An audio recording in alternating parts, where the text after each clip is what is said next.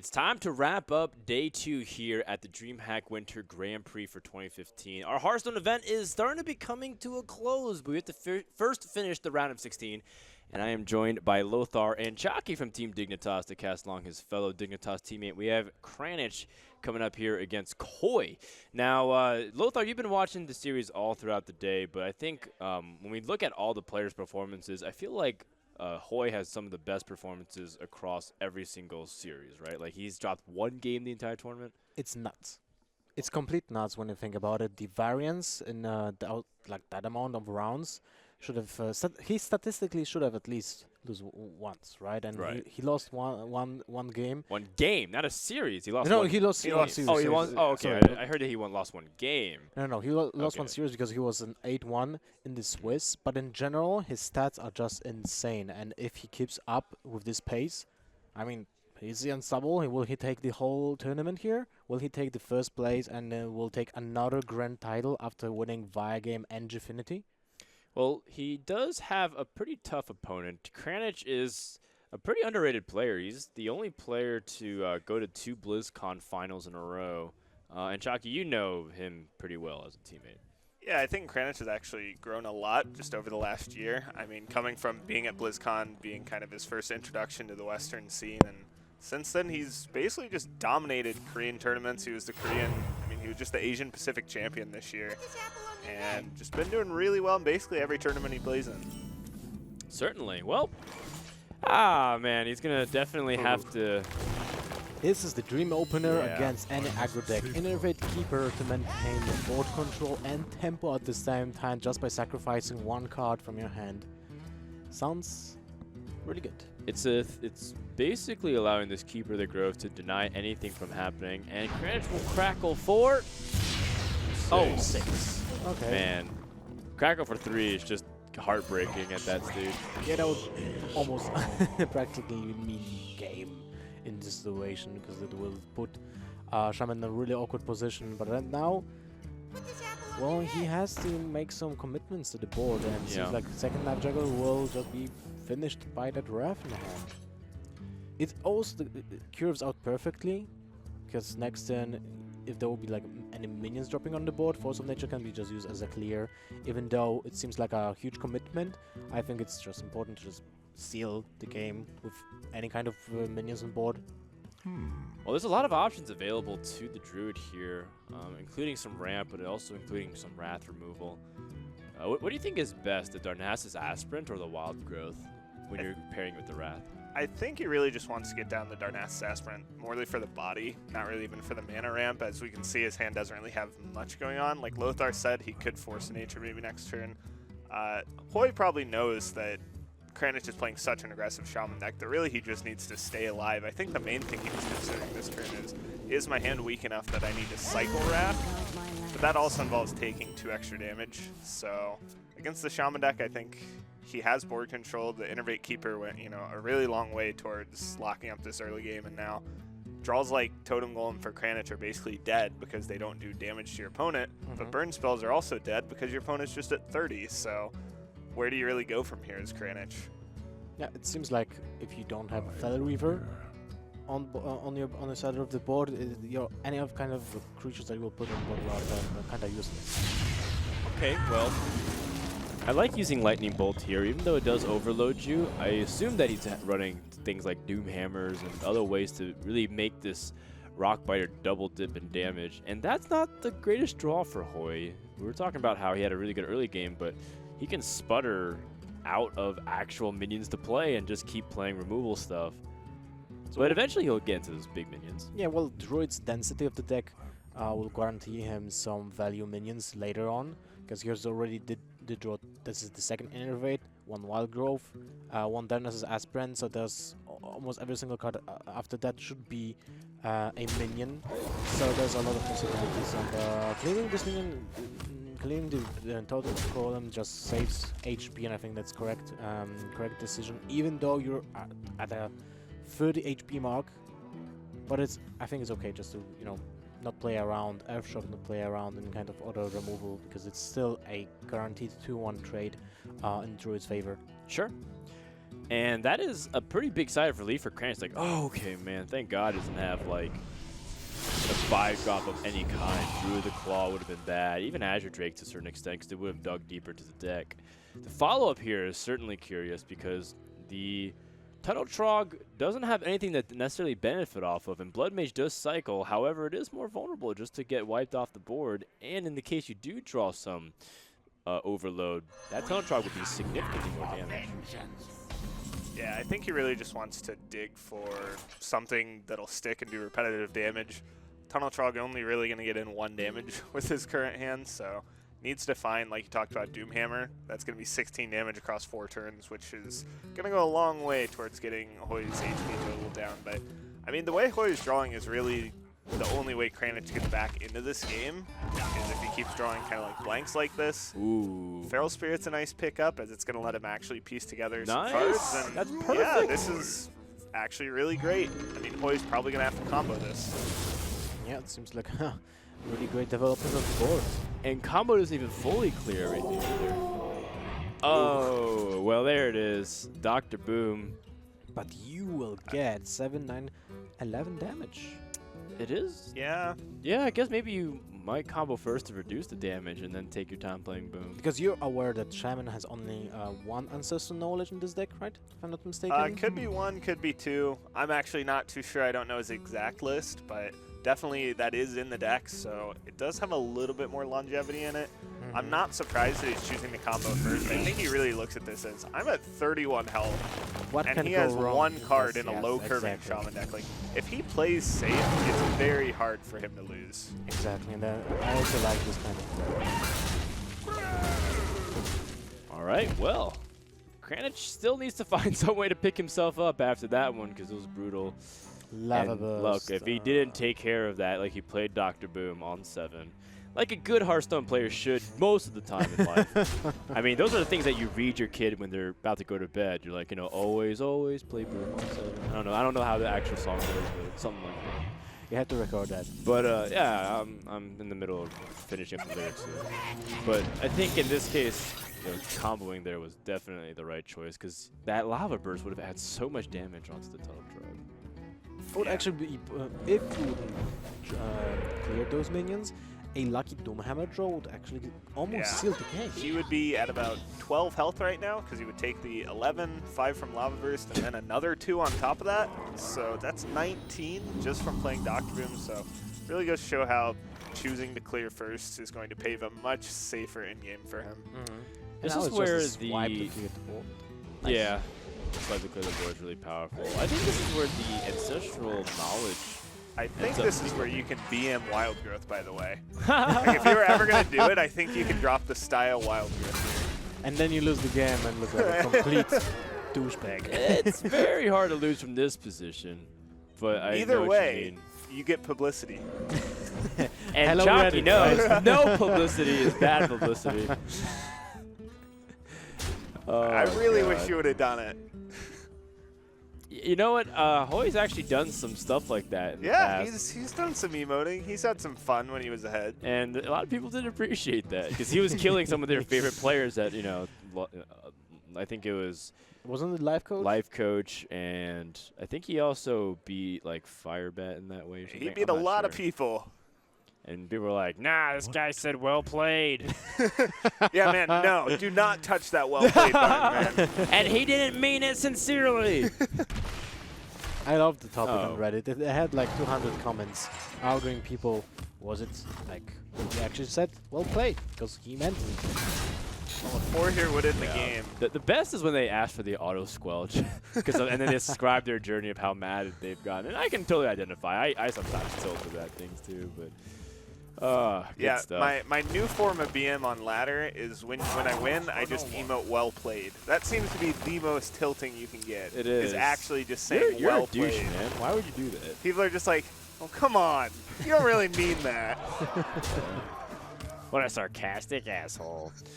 Well, in this case, it looks like there's no hope for Kraninch. All of his damage has been thwarted, and like you said, it wasn't exactly pretty. It was kind of ugly fight there, but we got there. And Hoej was able to take a very important Game 1 win, because isn't this aggressive Shaman supposed to punish normally slow starting decks like Druid. Yeah, but you had the nuts opening Keeper, right? Yeah. Innervate Keeper With just... the follow-up as well. Yeah. I mean, there were a few brick turns in the middle there, but got what he needed to finish it off in the end, and it really wasn't too close. I mean, we had that one turn that it kind of looked like maybe Kraninch could come back, but The combo the with Dr. Boom, Innervate. the Dr. Boom after the combo was really what sealed it. And When you think about the game, it's just crazy that double Innervate had such an impact on the game.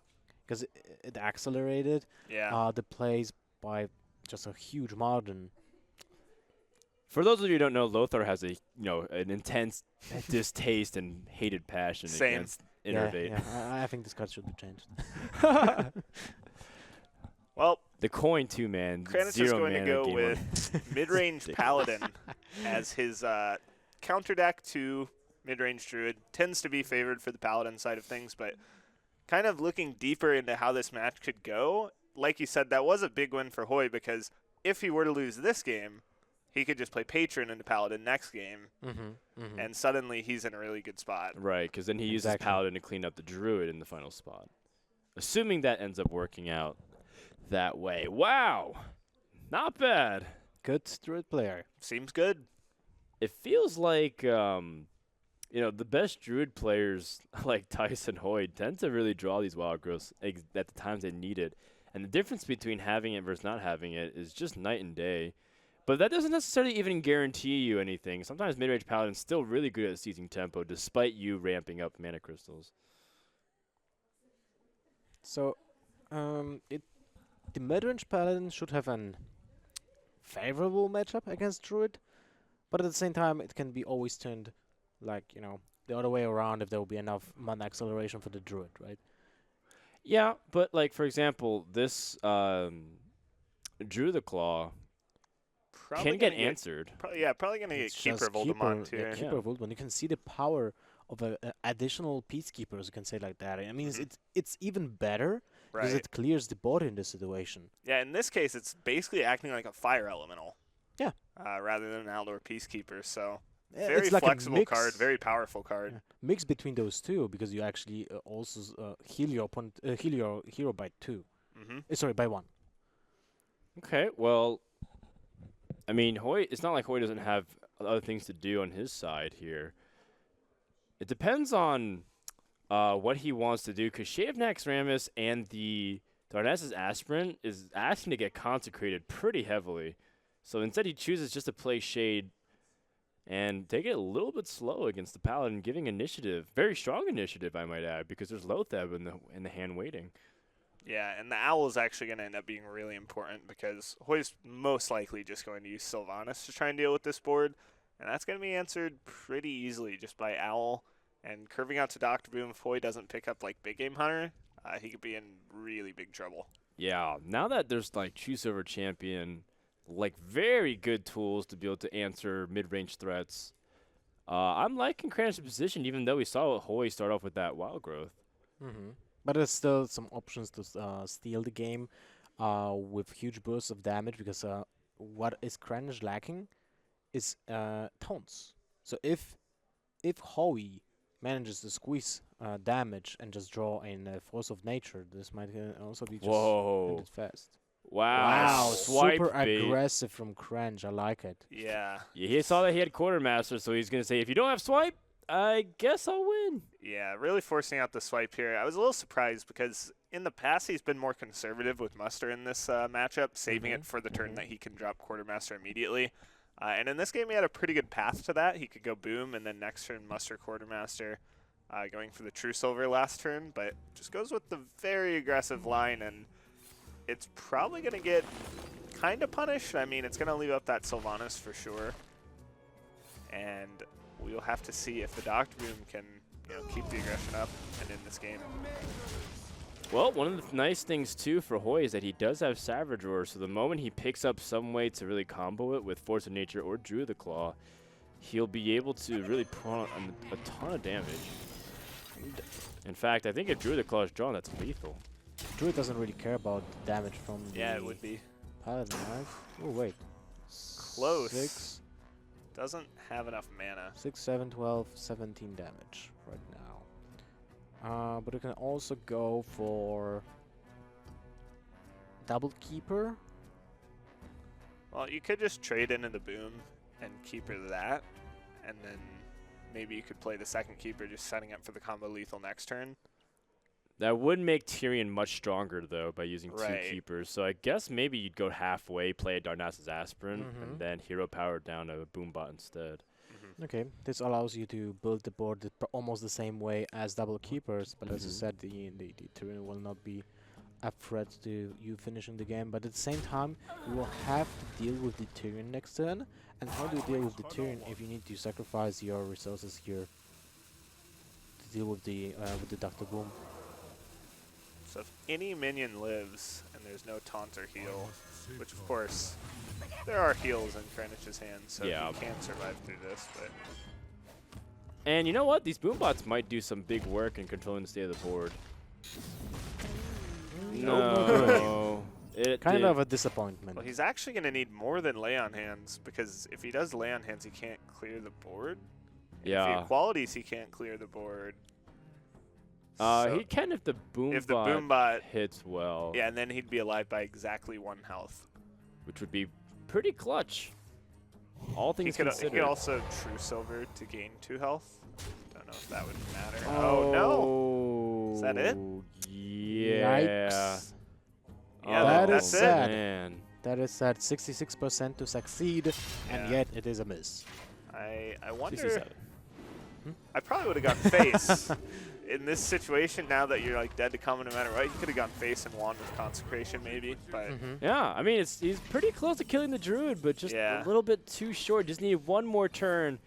And hey, you know, being able to hit that wild growth and get that extra crystal on 9 and all these other things ends Well- up being the reason you can hit these combos. So the swipe turned the game around. yeah, and I mean Kraninch went with that crazy aggressive line. Can't really say it was a mistake, but definitely the way it got punished made Hoej win that game very easily. That's true. That was the only way of Hoej making a comeback, because he wasn't pushed to use his minions and as a comeback mechanism, because that's always a problem for the Druid, because he has to sacrifice board control and can take advantage of his spells. This is a problem. He's down 0-2, and Kraninch has to rely on Druid Mirror to get past first, but he's playing the aggressive version. So we'll see if that ends up getting the edge, because traditionally the aggressive Druid is favored, right, Kraki, in this matchup? I think they'd probably be slightly favored, is what I've heard from like kind of the more experienced aggro Druid players. It's definitely pretty close, and if the early game kind of goes equal, then obviously going into the late game, there's much better minions from the mid-range side of things. But Fel Reaver is one of the cards that if you don't have Big Game Hunter, it can just run away with the game. It's true. Just so much pressure of like a 2-3 turn clock, and then you end the game here. Kraninch with an interesting set of options for Curve, but it looks like he doesn't want to play anything this turn because he doesn't have a guarantee on playing anything on turn 2. I think he has to save the coin to just be on curve, especially might be very important to get the value as soon as possible. Yeah, but that's really going to put him in a really weird spot. Like if he goes with Knife Juggler now, you're so weak to Keeper of the Grove, which is in Hoy's hand, and this is going to put him really far behind in this game. Is not as fast as Innervate Keeper, but it's still fast. Right. Fast enough. But the point is that the Darnassus Aspirin is also just fighting as a minion on board, and Kraninch is really falling far behind. Yeah, and it's too late for his Darnassus Aspirin. Let's have Pilot Shredder, which is contesting these minions very well. Does it really matter? Because I think at this point the mid-range druid will just play his own threat and just go face. Yeah, there's definitely not any efficient trades on this board, so Hoy's minion's almost certainly going face, and he can develop. I mean, probably going to be just Shredder, but he could go like Shade Wild Growth. I mean, Shredder is just a solid minion if it would cost 5 mana, right? Still would be playable here. It feels Oh like yeah, he'd definitely play it this turn, even if it was 5 mana. Even, I mean, of course, Belcher would have been better, but then let's say, Yeah. what else would you have? What's the new better bodyguard destroyer? Evil Heckler? Evil Heckler. Yeah, 5 you just mana jam Pilot your Shredder Evil would still be Heckler better. down here. That must have been the greatest card to voice for. I can imagine like Ben Brode feeding 15,000 insults using using Hearthstone terms like leopard gnome. Is he trading? Oh, for a second. But the arrow looks like so. Yeah. Well, in this case, you do have swipe to help control a little bit of stuff. But, I mean, you're being really defensive in that scenario. Maybe it's just better to be proactive and try to use something like Keeper of the Grove here. I don't know. This is a tough position. First, I guess he kills off the Darnell, but that needs to die. What do you follow it up with? Raptors trade pretty well into the Shredders. Kind of encouraging his opponent to not really trade onto the board, and that might give an opportunity for him to line up a good swipe or even set up for a good Feral Reaver in the following turns. Here's a good question. Do you go for the Wild Grove so you can play Ancient of Flow next turn, or you just go for the clear power to clear the weapon? And I think clearing a minion of your hero power would be Not a very good Shredder drop. Yeah, looks like that gets picked off easily. I mean, it's one of those things that could end up developing to a threat, but, you know, that's generally a high priority minion to remove. It's got taunt. Yeah, I guess the nice thing is it kind of draws pressure off your other minion. It's true that Mount Raptor can maybe pick up a better trade, but we'll see. Because this is the turn where you decide to, you know, really put Fel Reaver on the map and go aggressive. Or you choose to really buckle down, be defensive, but I think Fel Reaver is your best shot here. Well, I think he has to kind of be everything. Like, he has to be a little defensive. Oh my god, Bloodham is the worst possible minion. Yeah. Unless it happens to put Fel Reaver out of reach for damage. Well, it's not. You can definitely clear it with multiple things. And swipe here. Wow, swipe actually allows him. You'd have to trade in twice, though. Yeah. But I was thinking like how there's other 1-health minions, and it even reaches the Blood Imp. What about just going face? That is kind of the Druid way of thinking. Yeah. You're like thinking about all the trades, and you're like, wait a second. I can just set up lethal for 2 turns. Yeah. Yeah. So, like, but what if it looks like that's what he's doing. Like, I like it. I mean, the bad thing about Fel Reaver is it's a lot of power, but it's centralized in one minion. You can't trade efficiently. Especially when the minions have bad shot. Yeah, so, and I mean, the aggro druid doesn't play as many taunts. It doesn't play heals, so there's not going to be many answers to this aggression. So he has to be defensive and go for the swipe? Yeah, swipe and Druid the Saber allows you to remove a couple of these threats here. Yeah, I think you have to try and line up some sort of lethal push. Well, that's certainly going face, but I think that's just game. That's just game, Yeah. unless this will go into one of the Pilot Shredders and get a... Yeah, he tried to set up the lethal, didn't work out, and Hoej does have a card that does 4 damage, so... Well, that was fast. Yeah, that was a 3-0 to wrap up the day here with the Hoej Druid, and that means Kraninch is done in the top 16, meaning, once again, another player goes home with no points and no money. But, you know, Hoej has been unstoppable. Another 3-0. Wow, this guy's really on fire today.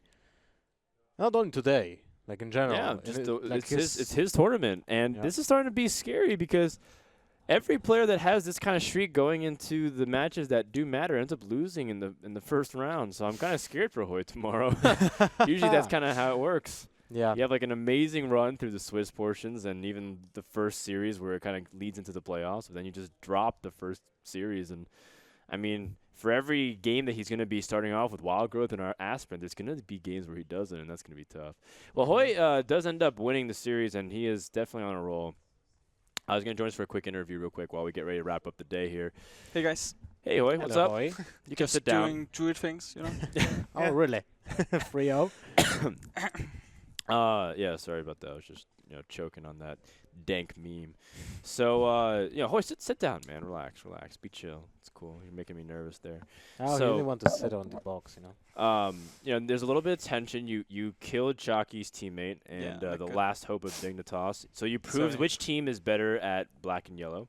We when we walk around, like we walk around with Sixo and Hoej and Oskaka, and we just look like one giant bumblebee squad. So, They're like, wow, those guys are really dedicated to their bike gangs. But Like, Green yeah. Ship is still alive, right?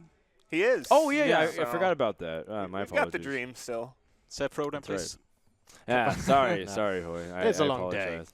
It's Give been him a a long break. day, yeah. So let's talk a little bit about your tournament run. Yeah. I hear you've been sweeping everybody, and it doesn't really matter if you're playing like Druid or Paladin. What is there a secret to it, or is it just you feel like you've just been on a good streak and you've just been playing solidly? Yeah, I think the secret is just secreted. It's just been drawing well, Dr. 6, Dr. 7, Dr. 8, and it's just going well for this tournament. Gotcha. Oh, So it's it's very humble. 21-1. I've lost one game with it. I won It's 21. 21-1. Yeah, the secret. Wow, So- that's pretty nuts. Who are some of the hardest opponents that you had to face on your journey? Because I think the more you win, you've hit some really tough opponents. Yeah, I played against ADU and Green Ship and York and even Purple also. So You played against Purple. Wow, that's right. In the final round, I believe. yeah, in the last final round. Okay. Who's your next opponent, do you know? Orange, I think. Orange. Okay. How do you feel like you match up against someone like Orange? I'm not sure what his lineup is, but hopefully I'm gonna make it. He's really good though. So. Okay. Well, actually, let's go ahead and take a look at the bracket to see how Hoej's journey would continue to go. After he plays against Orange, you play against the winner of Chorik and Ursi. It's nice to see that Oh, you you- already put him in the Yeah, winner's you're just position. assuming he wins. Oh, sorry. After And after he wins that, he'll be in the final. Yeah, and then you can yeah, assume after who's in the final. he'll on the play other side. probably the winner of Purple versus AK Wonder is going to be interesting, and then Boros, who was able to take out Zedalot versus Green Sheep. Maybe you can play a Dignitas player in the finals. Yeah, that would be nice. Green Sheep. It would be nice. Interesting. Do you feel like a burden at all that Navi coming here with some high expectations? I was predicting you and Stixo to do very well, Oh, thank you. but one of the two players ended up working out. But not every player can win here. And then Oskaka ended up dropping out as well. Do you feel like It's like you Yeah, need like a really high camaraderie win there. rate to get through this. It's Mhm. like you need to win 7 out of 9 games. Mhm. So it's really hard. So Mhm. there's a little luck in it, but if you're consistent, I think you can do it. okay, Yeah, fair enough, yeah. fair enough. Fair enough. Just the single elimination that strikes harder. Sure. Yeah. After that. This was Swiss run. really, I was really stressful for this match. It's like you have played Swiss for like All 12 day, hours, yeah. and then one game can decide it all. So Yeah. so much Yeah. pressure in one game. Really And tough. Kraninch, I was really unlucky to face Kraninch. He's really good.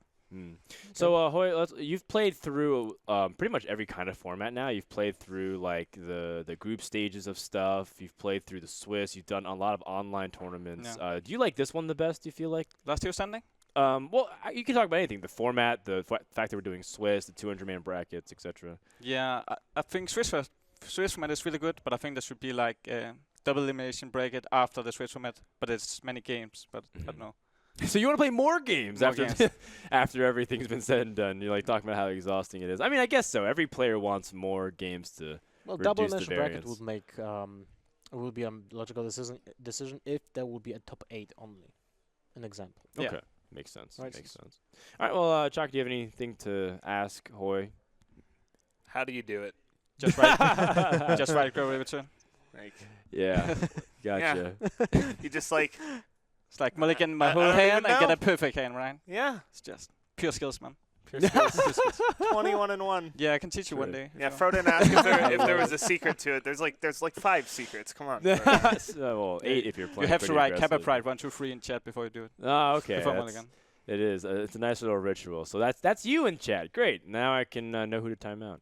All right. Well, that's going to wrap it up, guys, for today. Congratulations to all of our winners in the top 8. We were going to be playing out tomorrow once again here on the stream at twitch.tv/DreamHackHS. Make sure to let everyone know that you guys are watching as well by hashtagging DHW15. We're going to be starting at 12:30 p.m. Central European Time. Right here in the same exact studio. From Frodan, Lothar, Jockey, and Hoej, who's going to the top 8. Have a good night, and we'll see you guys tomorrow.